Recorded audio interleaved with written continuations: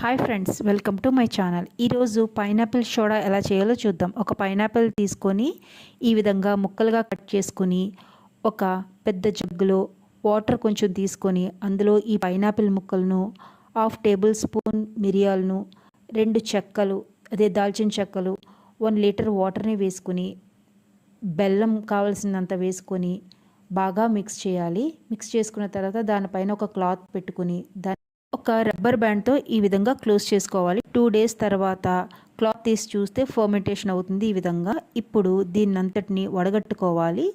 ఈ విధంగా ఒక గాజు బాటిల్లో వడగట్టుకుని ఇప్పుడు దీన్ని మరొక 2 డేస్ ఉంచుకోవాలి. 2 డేస్ ఉంచిన తర్వాత సోడాగా చేంజ్ అయిపోతుందండి. ఇప్పుడు దీన్ని మనం ఫ్రిడ్జ్లో పెట్టుకుని కూల్గా సర్వ్ చేసుకుంటే సూపర్ ఉంటుందండి. టేస్ట్ చాలా డిఫరెంట్ టేస్ట్ ఉంటుంది, కల్లులా ఉంటుంది. టేస్ట్ అయితే సూపర్ ఈ పైనాపిల్ కల్లు.